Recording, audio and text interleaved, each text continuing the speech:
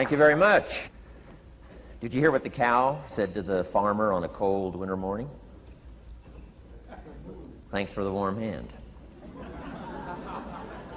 Anyway, it's going to get better, so don't panic on me. I start small. Nice to see all of you. How many of you have never seen me before? This is your first time? Oh, wow, most of you, okay. I keep thinking for sure I'm more famous than that, but, that is the truth. I'm delighted to be here. Been looking forward to it for a long time. And it's nice to be back. I was here not too long ago. It's nice to be invited back. It says something when you're invited back. It doesn't say everything, but it says something. Maybe it says, let's give him one more chance, right? See if he can get it right this time. But I'm delighted to have all of you here. We're going to spend the day together. I feel two major responsibilities, and I'm sure you can guess what those are. Number one is to make sure you get your money's worth, right? When you shell out your cash, especially these days, you want to make sure you get full value for the money you spent. And I know the tab for the seminar was not that much.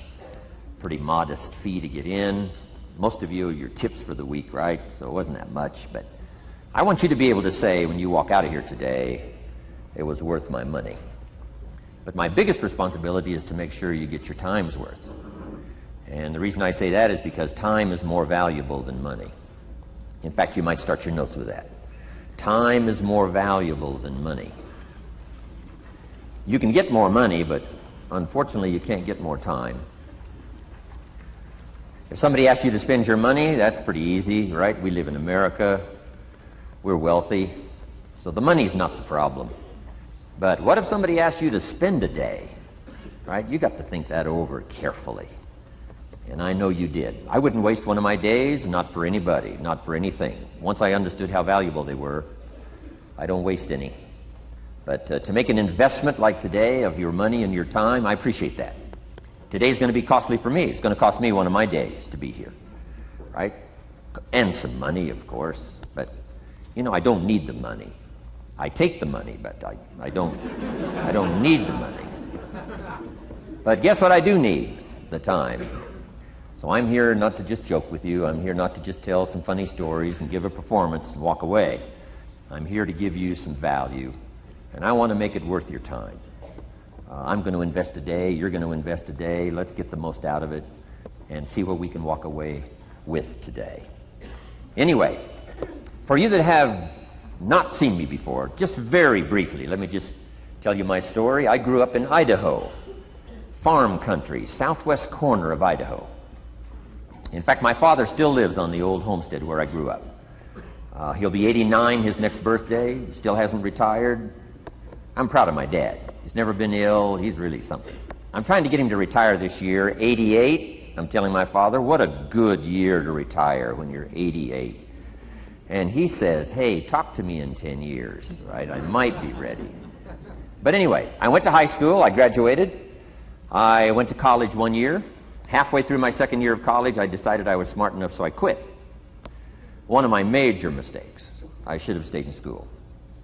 But I thought, heck, I'm smart enough to get a job. That's what life's all about, right? Get a job, pay your bills, work hard, stay out of trouble, keep your fingers crossed, hope for the best.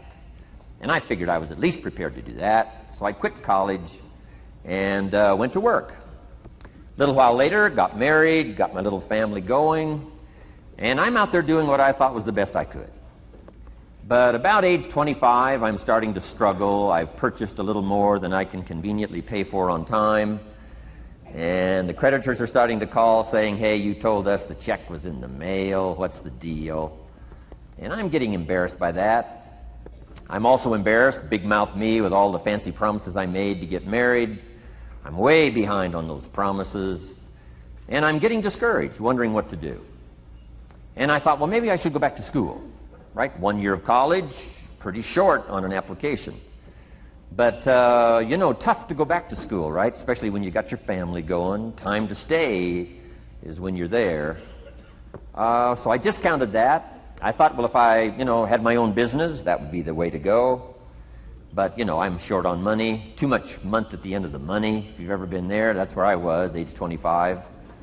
So I had to discount that, and I'm discouraged, wondering, where do I go from here? And then the miracle happened for me. Good fortune came my way. And who can explain good fortune? I don't know. Remarkable things that happen to you at a particular time. Sometimes it's just unexplainable how those things happen.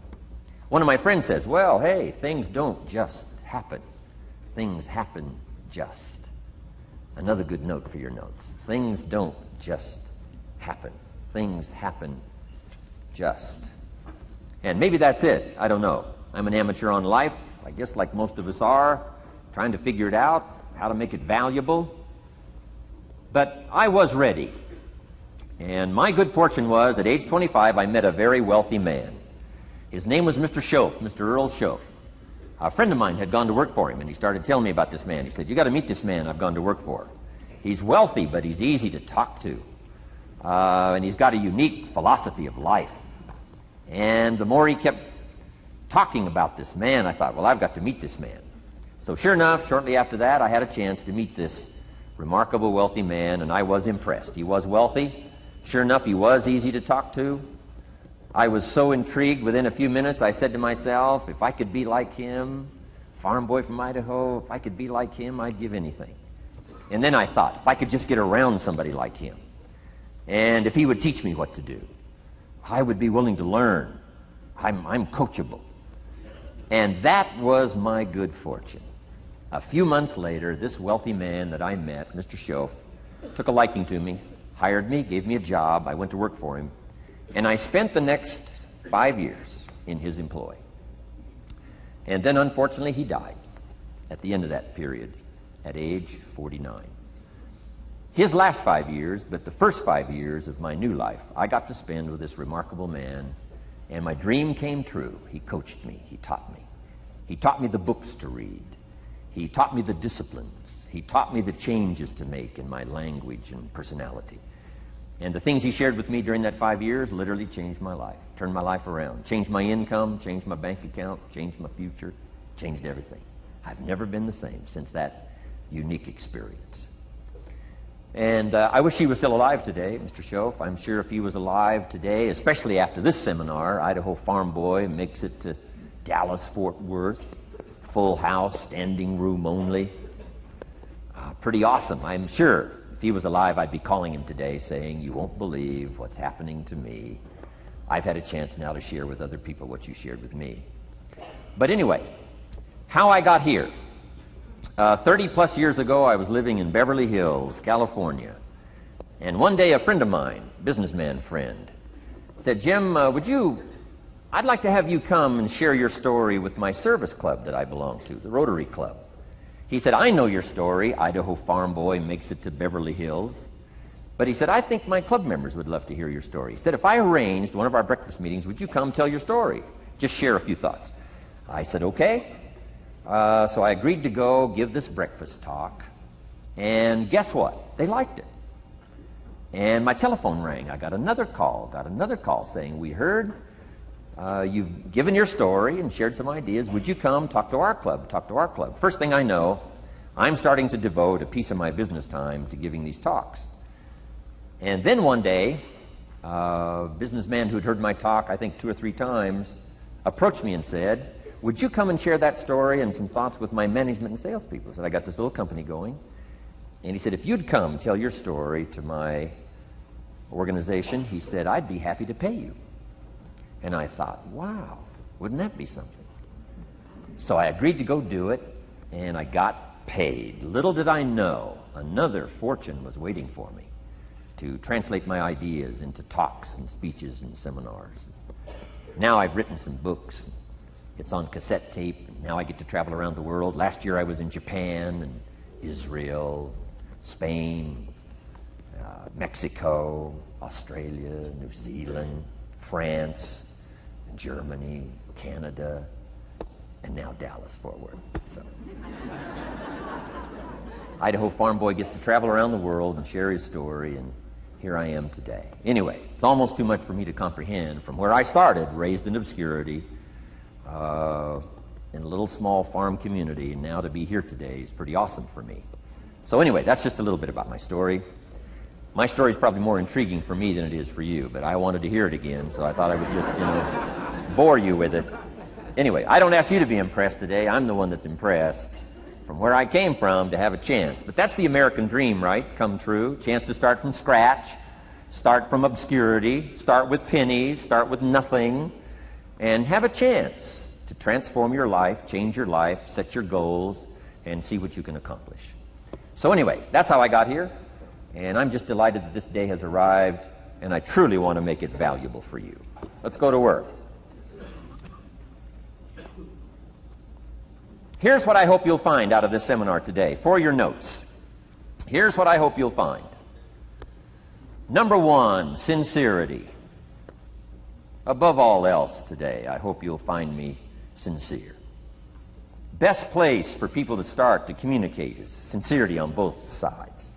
I'm sure you're sincere or you wouldn't be here today, right? To spend this kind of money, to spend this kind of time, roll up your sleeves today, go to work like I am, and get this message. You've got to be sincere. So I assume you're sincere. Now I want you to see me sincere. But I've got a good note for you to make. Sincerity is not a test of truth. Important note to make. Sincerity is not a test of truth. We must not make the mistake of saying he must be right, he's so sincere. That would be a mistake. And here's why. It's possible to be sincerely wrong. So we don't mistake sincerity for truth, right? Sincerity is only a test of sincerity. Truth has to yet be tested by truth, okay? But hopefully you will find me sincere and truthful. Next, a combination of things I hope you'll find here today. Ideas plus inspiration. Ideas plus inspiration. Ideas, business ideas and social ideas and personal ideas, we all need ideas.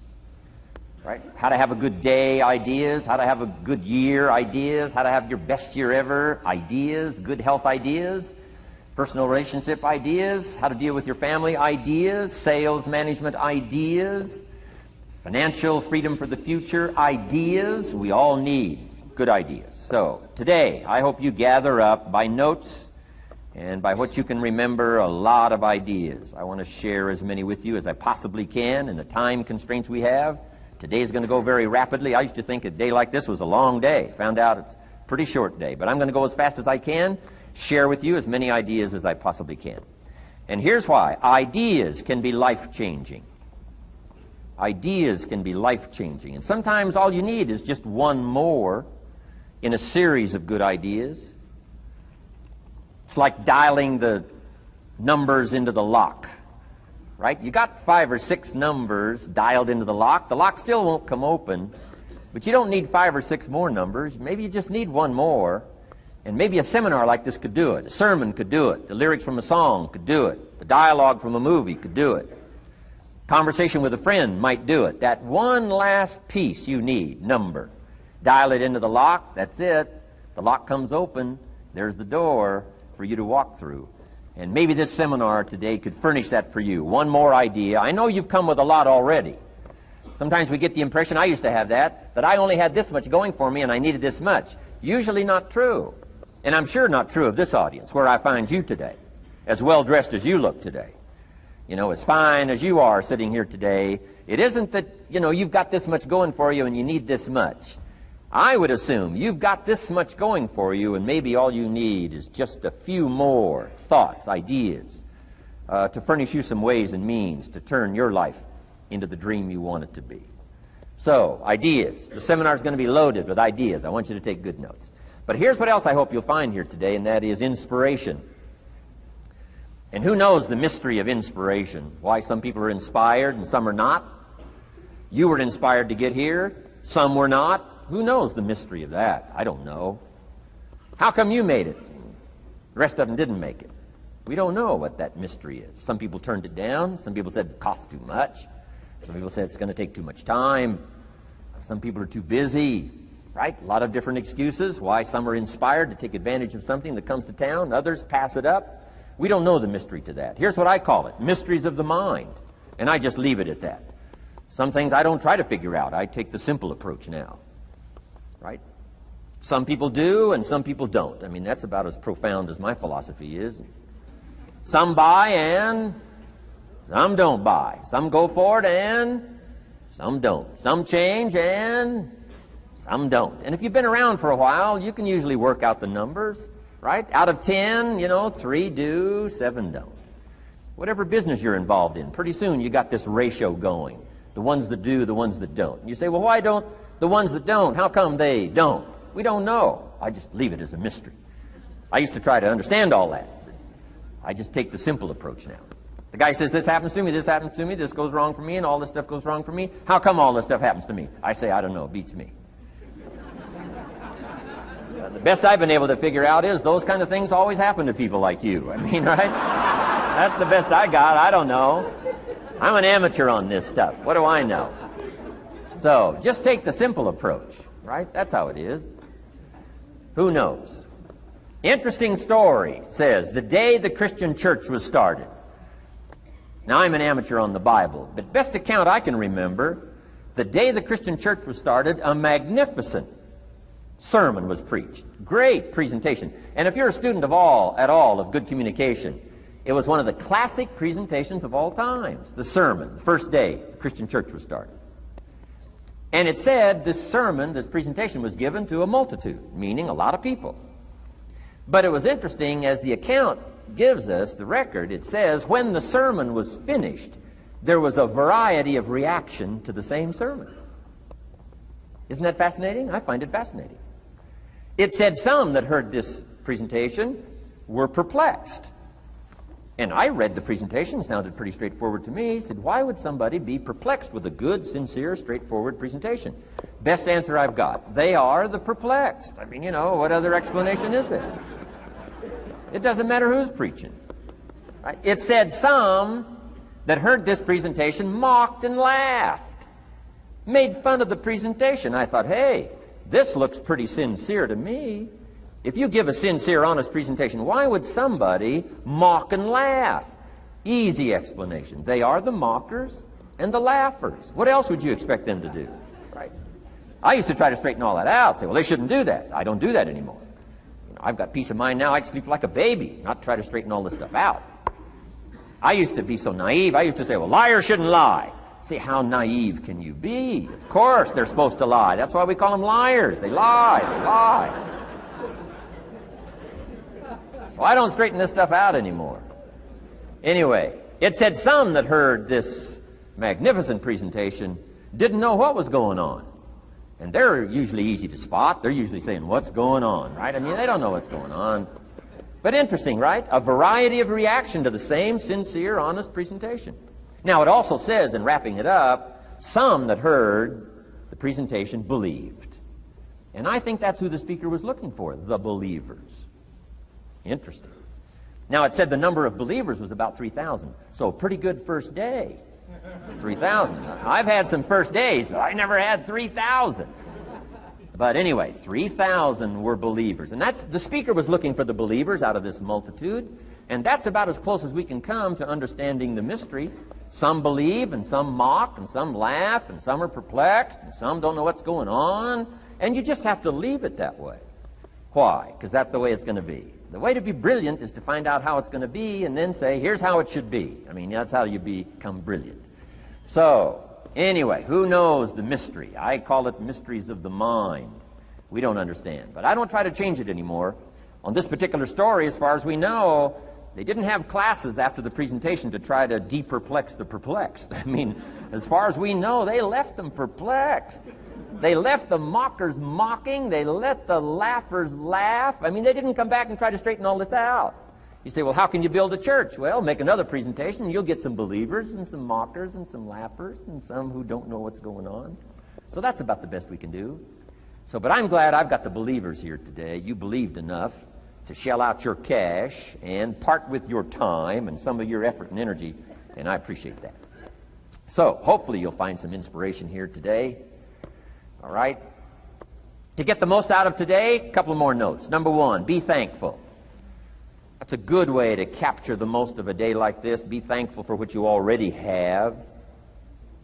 That shouldn't be any problem in America, being thankful.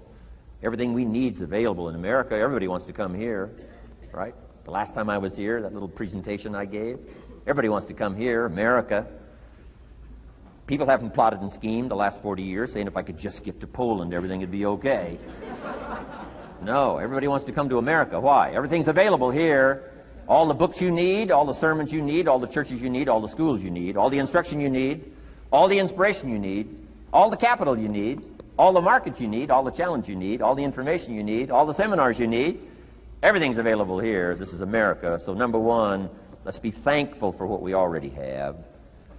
Thanksgiving does this. Opens up the doors, opens up the windows, opens up the channels. Thanksgiving for what you already have.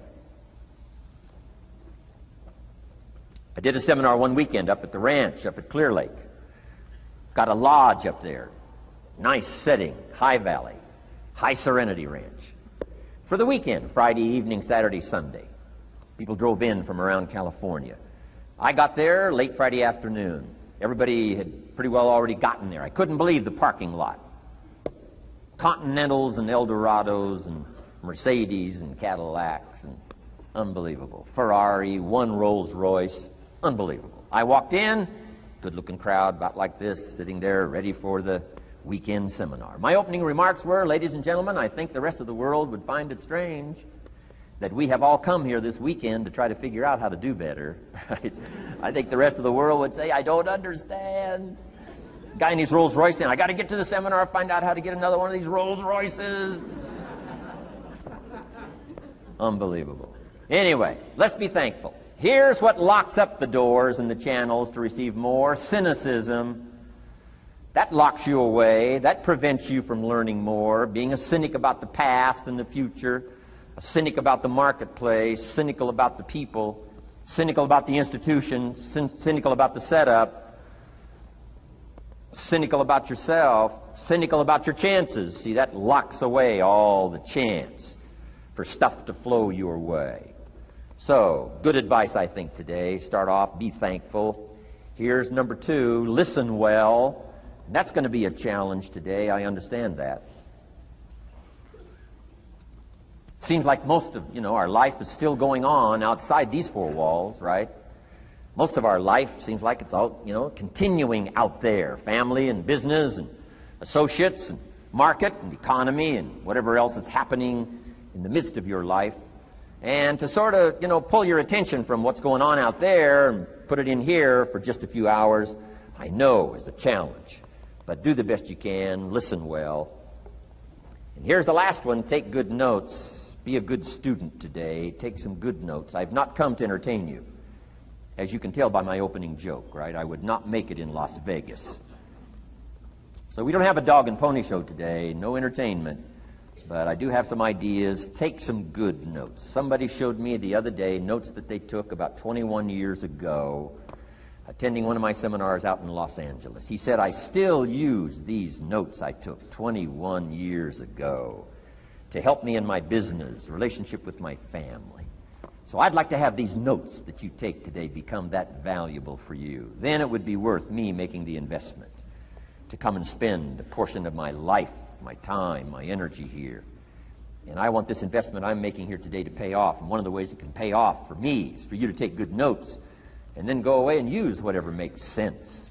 Because what I feast on coming back around is the stories out of this audience today. Sure enough, 6 weeks from now, 6 months from now, 6 years from now, somebody's going to, by phone, by letter, by personal contact, walk up to me and say, the things you shared that day got me thinking. And I started making some changes, and let me tell you what's happened to my business. Let me tell you what's happened to my sales career. Let me tell you what's happened to my relationship with my family. See, that'll make it worth it for me. Not the money, the return. Something you can't buy with money. If somebody says, thank you for touching my life and taking the time to make the investment. And that's what I'm all about. So if you'll become a good student today. And here's the last note. Don't be a follower, be a student. You'll be happy to know today we haven't come seeking disciples. We've got no movement for you to join.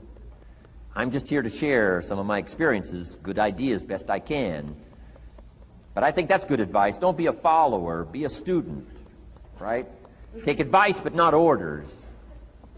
Take information, but don't let somebody, order your life. Make sure what you do is the product of your own conclusion. Excellent note to make. Make sure what you do is the product of your own conclusion. Not to do what someone else says. Take what someone else says, process it, think about it, ponder it.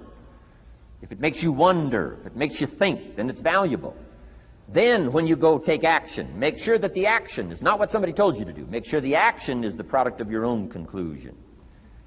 If you'll follow just a little bit of those simple guidelines, I'm telling you, the learning process can be speedy, swift, powerful. Your learning curve can go up, and then applying it to your business, your life, your family, conversations, equities of all kinds. You'll find some progress like I did that first 5 years when I met a teacher willing to share with me, turn my life around. Progress I couldn't believe happened for me. Okay, let's get started. I want to review, I was here last time and we talked about the 5 major pieces to the life puzzle.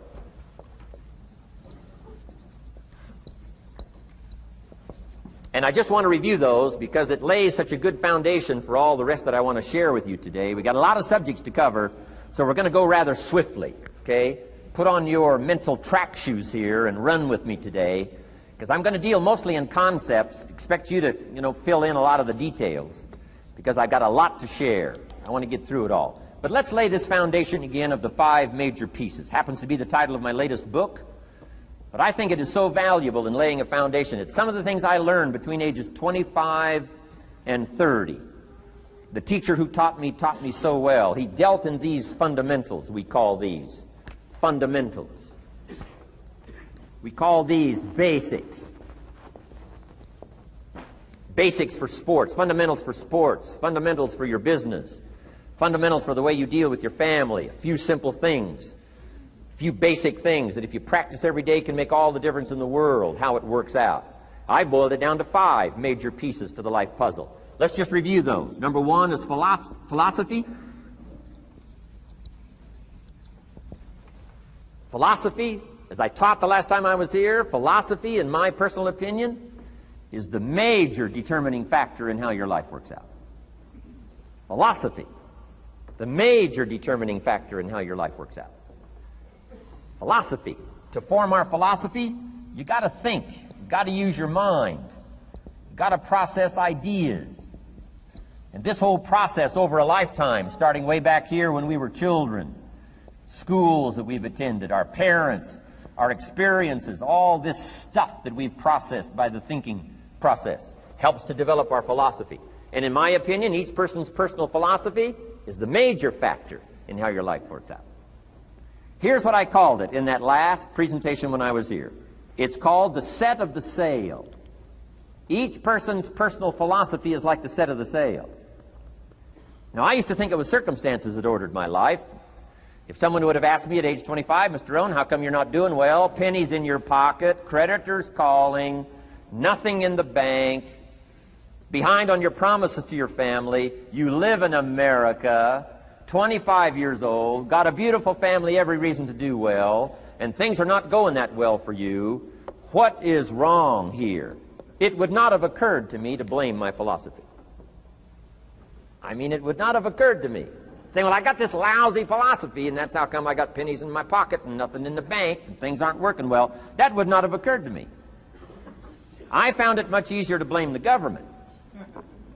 Much easier to blame the tax problem.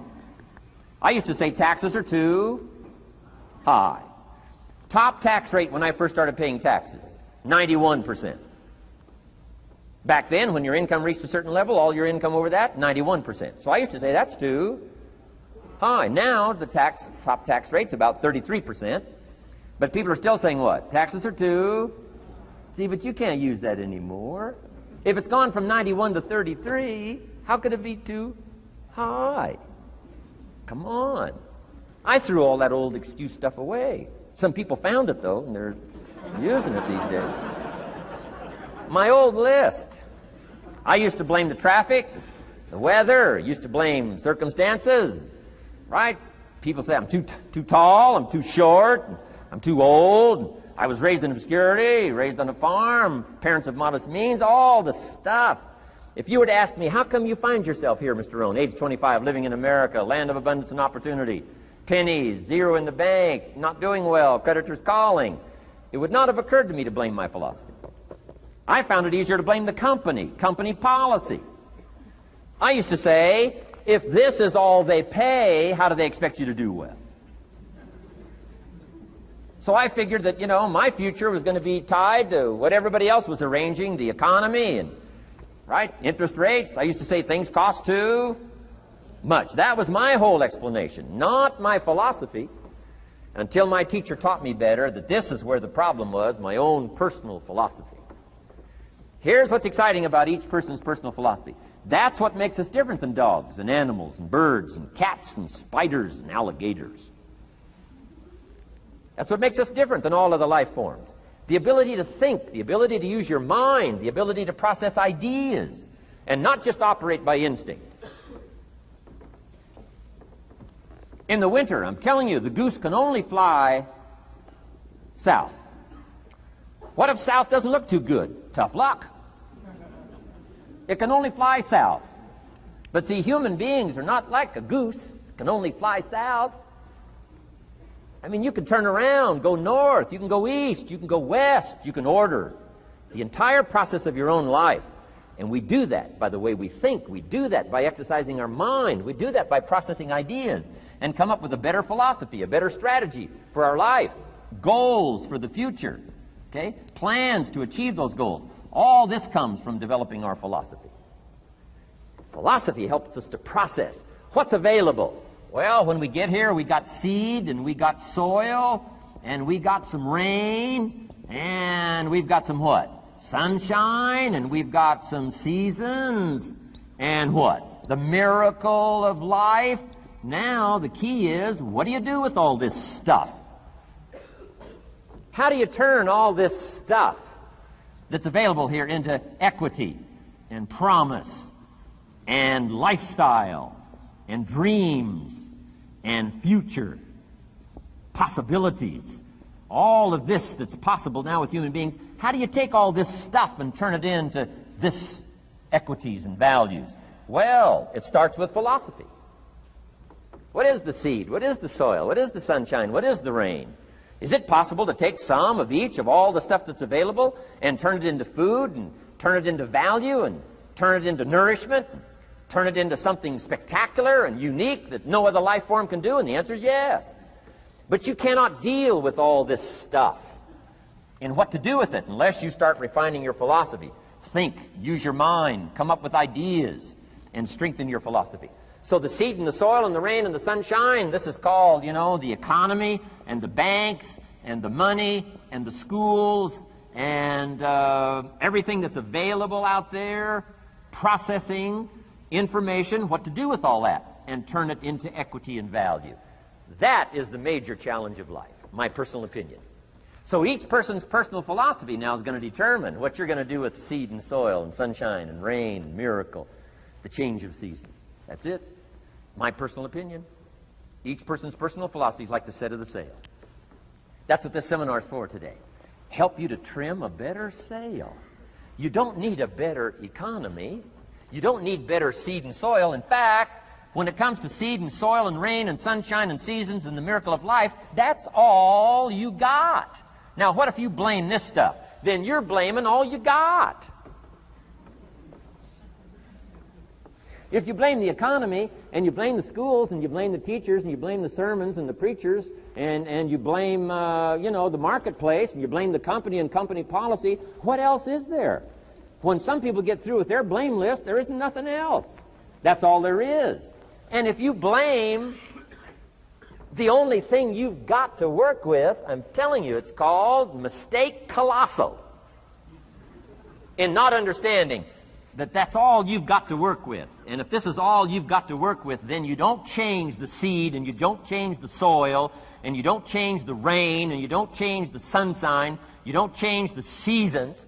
Right? Guy says, I'll take 3 springs, 4 summers, 9 falls, no winters. No! You can't fool with this stuff. You got to take it like it comes. Then what do you change to make your life work well? You got to start with your philosophy. Guess what I had to do at age 25 in order to change my own future? I had to change my mind. I had to change my thinking. I had to change my philosophy. I was messed up on what was causing my problem. And once I got that straightened out, that all the stuff I blamed, the government and taxes and the marketplace and the economy and things cost too much, negative relatives, cynical neighbors, once I got rid of that and started going for where the real problem was, which was me, I'm telling you, my life exploded into change. My bank account changed immediately. My income changed immediately. My whole life took on a whole new look and color immediately. And the early results I got from making these philosophical changes tasted so good, I've never stopped the process from that day until this. And I'm telling you, with a little consideration of the refinement of your sail, by setting a better sail, refining your philosophy, your whole life can start to change from today on. You don't have to wait till tomorrow. You don't have to wait till next month. You don't have to wait till spring. You don't have to wait till 93. You can start this whole process immediately. I recommend it. Now, some people do so little thinking, they don't even have their sail up. I mean, you can imagine where they're going to wind up at the end of this week, at the end of this month, at the end of this year. Now's the chance to change, process all this information. So number one is philosophy. Okay. And we dealt with all that, where we get ideas from personal experience, from other people's experiences. I don't want to get into all those details because we covered that the last time I was here. But philosophy, that's number one, my personal opinion. Each person's personal philosophy. Here's the definition of success and failure. Just make this note. Here's failure. A few errors in judgment, repeated every day. Now, you can automatically assume, Mr. Rohn, I say, I can understand that. A few errors in judgment repeated every day. For 6 years?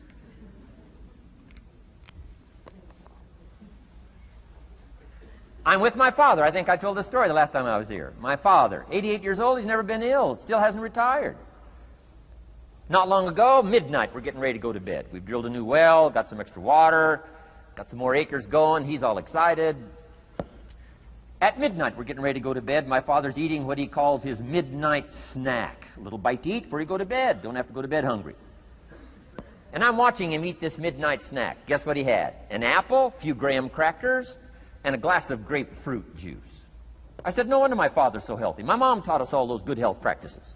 Taught me when I'm growing up, right? I'm an only child. I've never been ill. Passed the big 50 some time ago. My 2 daughters, 32, 33, never been ill. My grandkids, never been ill. I'm telling you, the legacy lingers on. As I watched my father have this midnight snack, suddenly it occurred to me. I know that's part of it. An apple, what? A day. That's gotten to Dallas-Fort Worth, right? An apple. An apple a day keeps the doctor away. Good question for this intelligent audience. What if that's true? You say, well, Mr. Rohn, if that's true, that would be easy to do. Then what's the problem? It's easy not to do. It's easy not to adopt it as your own personal philosophy. Or the guy messed up the saying. Guy says a Hershey bar a day. Say, no. No. You've been watching too much television. It is not Hershey bar. You got to be smarter in philosophy than to fall for the Hershey bar a day when it's an apple a day. You got to be smarter than that. And if you make that kind of an error in judgment every day for 6 years, I'm telling you, it'll accumulate into disaster. Sometimes the first year you say, well, you know, I'm so healthy now, what difference is it going to make? You've got to be smarter than that. Just because disaster doesn't fall on us at the end of the first day doesn't mean disaster isn't coming. You've got to be so smart that you look down the road and say, will the errors in my present judgment of philosophy, what's that going to cost me in 1 year, 6 years, 1 month, 6 months?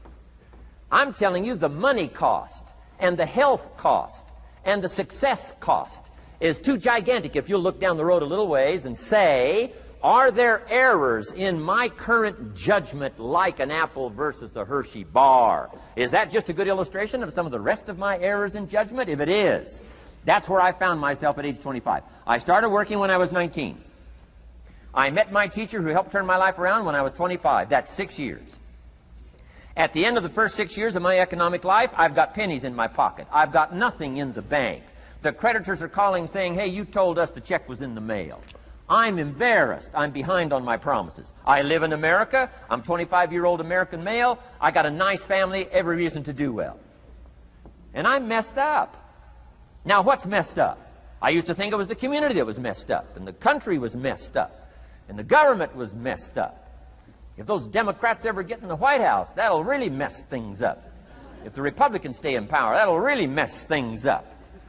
The economy was messed up. Interest rates are messed up. I thought all this stuff was messed up. Then I found out that's not what was messed up. I was criticizing the only thing I had to work with. What was really messed up was my own personal philosophy.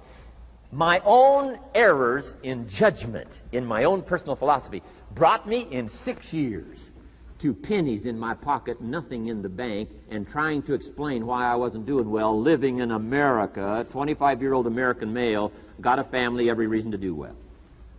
Now, once I understood this, here's the formula for failure: errors in judgment, being lax about developing your own personal philosophy. I'm telling you, it's called accumulated disaster. It doesn't matter whether it's your health or your bank account. Guy's got an empty bank account, probably has high cholesterol. Why? Over the last 6 years, he never paid attention to either one.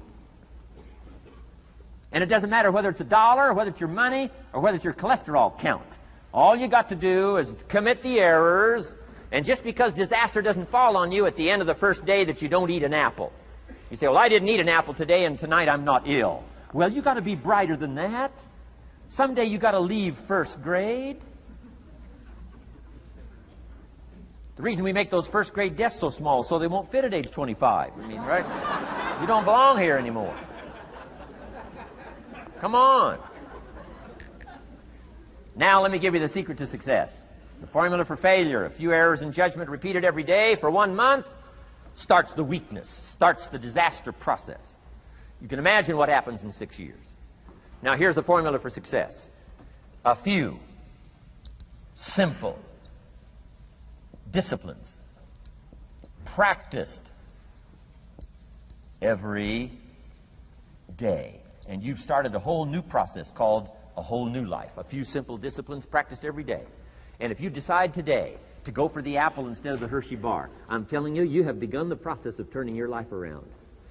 And if you keep up that process, not only with your health habits, but with your money habits and with your communication habits, with your sales habits and management habits and every other habit that you've got, if you'll start that process, eliminate the errors and replace it with disciplines practiced, I'm telling you, you can start this process of life change immediately. After today, you don't ever have to be the same again. Only by choice. You don't have to walk out of here the same as you walked in today. Only by choice. You can start a whole new process. And you say, well, Mr. Rohn, is it that simple? Yes, it's that simple. Where else would you start but with an apple? You don't have to start with something staggering. What if you should be walking around the block for your good health and you don't? What'll that do in 6 years? I'm telling you, the word is disaster. You could and you should and you don't. Here's an even stronger word. You won't. I mean, don't might mean you're careless. Won't probably means you're stubborn. And either one's called disaster. Could, should, don't. I'm telling you, that's why at the end of 6 years, I found myself with pennies in my pocket, nothing in the bank, creditors calling. Could, should, won't. Could, should, don't is called disaster. Now, how do you change all that? The next 6 years, I got rich. The next 6 years, I became a millionaire. By the time I'm 31, I'm a millionaire. How about that? You say, well, Mr. Rohn, what happened? Well, strangely enough, during that second 6 years of my economic life, the government was about the same. I'm telling you, taxes were about the same. My negative relatives were the same. I'm telling you, the economy was about the same, and prices were about the same, and everything else was about the same. Circumstances were about the same. Then how come I got rich? How come I totally changed my life? I was not the same. Somebody says, well, what did you go to work on to do all that? I started with my philosophy. I started amending my errors by doing some better thinking, changing my mind, coming up with ideas that I didn't have before I met my teacher. And once that whole process started for me, I'm telling you, I changed my whole life. Within a 6-year period, I was never the same. And I've kept up that process all these years. One of the reasons why I'm here is to continue my craft. I don't want the day to come someday somebody says, you should have heard Jim Rohn 10 years ago when he was really terrific. Guess what I want people to say? I heard him 10 years ago, but you should hear him now. I'm telling you the man works on his craft. I'm telling you the man's done some extra reading. I'm telling you the man doesn't miss a trick. I'm telling you he's worked hard on himself. That's why he's able to deliver like he does. The same thing can happen for you as a teenager. It can happen to you as a mother, as a father, as a business person, as a salesperson, running a business. Doesn't matter. Management, wherever you find yourself. This is the process called personal change. And what I say to start with is start with your own philosophy. Your philosophy is going to determine whether or not you go for the disciplines or continue the errors that's called potential disaster. And everybody has it within their power. Well, it was so happy for me to find out at age 25, Mr. Shove said, Mr. Rohn, you don't have to change countries. But you do have to change philosophy.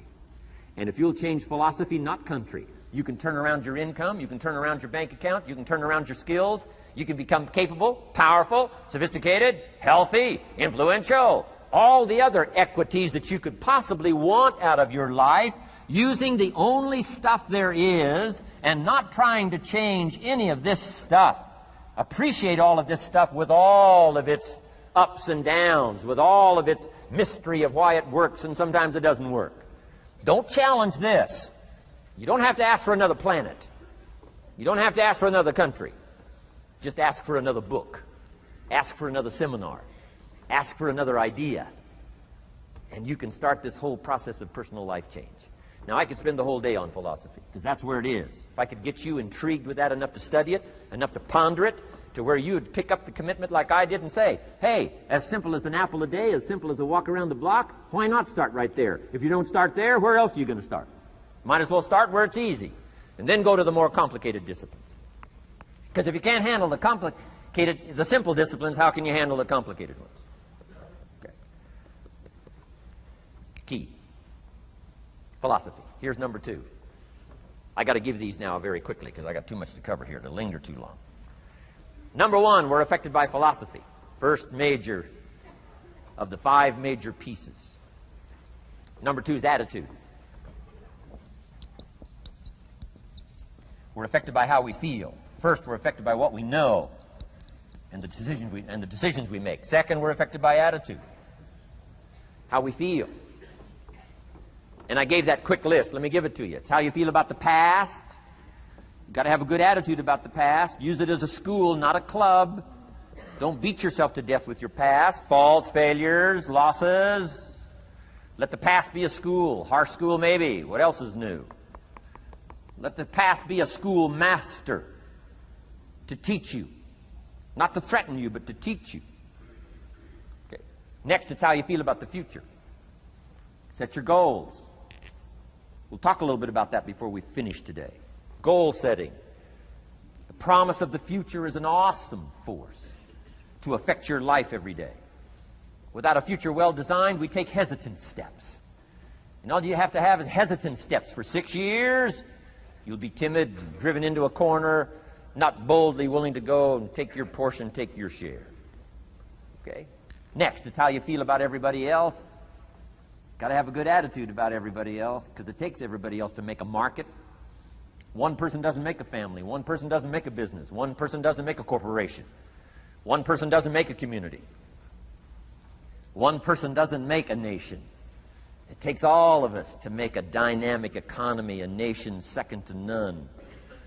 It takes all of us to make the churches and make the economy run. It takes all of us to make the possibilities. All the gifts that have flowed in here the last 200 years, unprecedented in 6,500 years of recorded history. There's been nothing like it. The ethnic streams that have flowed in here brought their gifts, brought their talent, brought their skills, brought their inventions, brought their work ethic. All of it mixed together is called America. Been nothing like it in 6,500 years. And to miss the value of it by some, warped attitude about it, I'm telling you, you've missed it all. And if you have an appreciation for it all, you'll draw from it. And if you draw from all the gifts that have been blended together here for 200 years, now for your value and benefit, think of what you can do for your days, for your business, for your conversation, for your equities. You can transform it to an incredible degree. And here's the last one. It's how you feel about yourself. Understanding self-worth is the beginning of progress. Self-worth should be easy. If one of us can do it, all of us can do it. If anybody can think it, we all can think it. I can read, you can read. I can understand, you can understand. From where I came from, the few simple things I did and tried revolutionized my life in 5 years. There isn't anybody here that can't do it. Change from pennies to fortune. Change from nothing to something. Change from broke to rich. Anybody in this room can do it. If any of us can do it, we all can do it. That's the kind of value you should place on yourself. If Jim Rohn can understand it, I can understand it. If he can read, I can read. If he can find it, I can find it. If he can change, I can change. If he can get it done, I can get it done. That's the attitude about yourself. So valuable. Okay? Now, in transforming our lives, we don't start with attitude. We don't start with the inspiration here. We start with education. Somebody says, well, I expected you just come get motivated today. Well, that probably won't do it. Somebody says, by now we should be standing on the chairs, waving a flag, singing the old gray mare. Get going here. No, that's not where you start. Life change does not start with inspiration. Life change starts with education. You've got to be educated to the point of where you might have messed up. My teacher put it in blunt, simple language. He only went to the 9th grade in school, so he put it in simple language I could understand. He said, Mr. Rohn, after 6 years living in America, healthy American male, 25 years old, been working 6 years, 1 year of college, pennies in your pocket, nothing in the bank, behind on your promises. Shoaff said, I just got one simple explanation for that. You've messed up. Now, I could understand that kind of language. Substitute a Hershey bar for an apple means you've messed up. Should walk around the block, could walk around the block, won't walk around the block. You have messed up. And all you got to go is right down through the list. Don't need some teacher to come by and tell you. Be your own best teacher saying, hey, let me make a list of some places I've messed up. Because if I let this down, that probably affects the rest. And the answer is, that's true. So we don't start with inspiration. We start with education. Somebody says, well, just motivate this guy. He'll be all right. Just motivate him. Get him turned on. Probably not. If a guy's an idiot, you motivate him. Now you got a motivated idiot. No, he won't be all right. So we start with education. What's the first education? If it isn't going well and you live in America, you have messed up. You don't need to change countries. You say, well, the country's messed up. That's like cursing the soil and cursing the seed and the sunshine and the rain, which is all you got. Don't curse all you got. When you get your own planet, you can rearrange this whole deal. But this one, you got to take like it comes. So number 2 was attitude. Here was number 3, activity. This is the work part, the labor part. Taking action. And the activity is the miracle working piece. A miracle being something we don't quite understand how it works doesn't mean it doesn't work. It means we just don't quite understand how it works. Miracles work. God says. Now, I'm an amateur on God, but here's my best analysis. God says, if you'll plant the seed, I'll make the tree. Now, that's a good arrangement. Number 1, gives God the tough end of the deal. What if you had to make the tree? That'd keep you up late at night trying to figure out, how do you make a tree? Say, no. I'm telling you, the mystery and the miracle of this stuff has already been set up. God says, I got the miracle going, I got the seasons going, I got some sunshine and some rain, and I'm God. But the way I've arranged it, I just need somebody to plant the seed, not chant. In California, they're trying to chant to get this stuff done. Forget this California stuff. You don't have to rub a crystal and sleep under a pyramid. This stuff's too easy. Getting rich is too easy. Changing your life is too easy. Forget all that. Right? Massive bombard, affirmation, forget all that. My opinion. Ocean waves and seagulls? Come on, this stuff's too simple. Just simple, easy stuff. But if you neglect it, that's how it piles up year after year. But if you're willing to straighten it out, and here's one of the keys. It's called activity. It's called disciplines. Turning wisdom from your philosophy and inspiration, the strengthening of attitude and faith and courage, commitment, and all this stuff that comes from attitude. If you're willing to take these two qualities, philosophy and attitude, and invest it into activity, you can have a miracle. Anything short of that, no miracle. Wisdom doesn't perform a miracle. Attitude doesn't perform a miracle. The only thing that performs a miracle of increase called equity is called putting wisdom and attitude into discipline, into labor. And this labor now can perform a miracle. And here's the two parts to the labor. One, do what you can. Number two, do the best you can. Can't give you better advice than that. Number one, do what you can. You just got to go home and make a list after today. And here's the question to ask as you make this personal list. What am I not doing that would be easy to do? That could greatly change my health, my wealth? What am I not doing I'm neglecting that would be easy to do? Just go home and answer that question personally. You don't have to put the answers on a public bulletin board. This is just all personal stuff. From the walk around the block to the apple to what to do with your money, which we're going to cover today. What does a child do with $1? We're going to cover that today. Errors in judgment, disaster. A few simple disciplines, wealth beyond imagination. And if you'll pick up the activity part, the miracle working part, plant the seed part, take care of your part. The soil will take care of its part, and the seed will take care of its part. The seasons will take care of their part. The miracle will take care of its part. If you'll take care of your part, called putting it into activity, action. Works miracles. 2,000 years ago, on April 13th, one of Jesus' disciples. Now again, I'm an amateur on the Bible, but best as I can remember it, one of Jesus' disciples said to Jesus, "It's time to pay our taxes, and we don't have any money." That's how come I know it was about April 13th.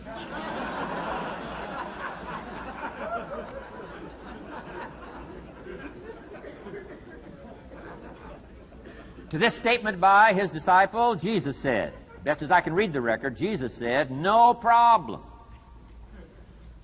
Now, why could he say no problem?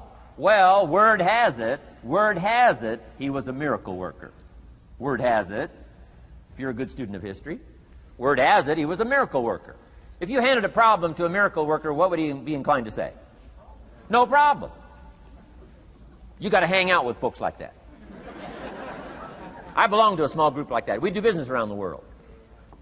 You hand these guys a problem, they say no problem. What? How many books would they read to solve it? Many as it takes. How early would they get up? Early as it takes. How much information would they gather? Much as they needed. So it's what? No problem. You got to hang out with folks like that. Jesus said this will be no problem, the tax thing. He said to his disciple, it's simple. Go fishing. Wow.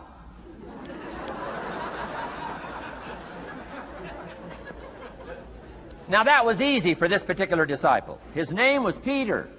And Peter was a fisherman. How clever. How clever. But here's the real problem.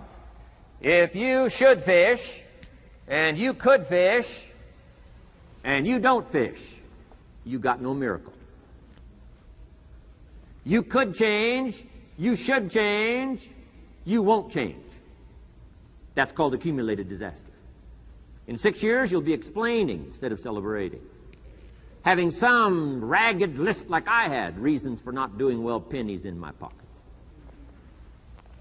Could, should, don't, disaster.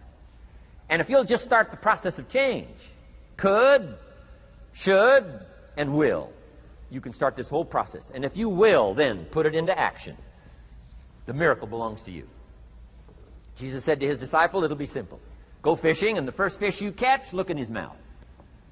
Peter said, okay. He was used to strange things happening.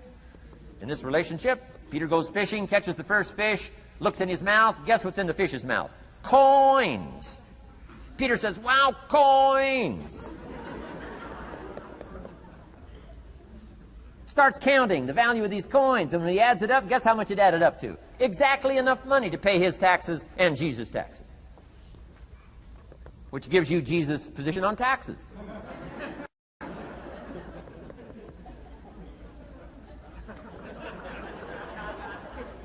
Okay. Now we call that what? A miracle, only because we don't quite understand how it works. It doesn't mean it doesn't work. It simply means we don't quite understand how it works.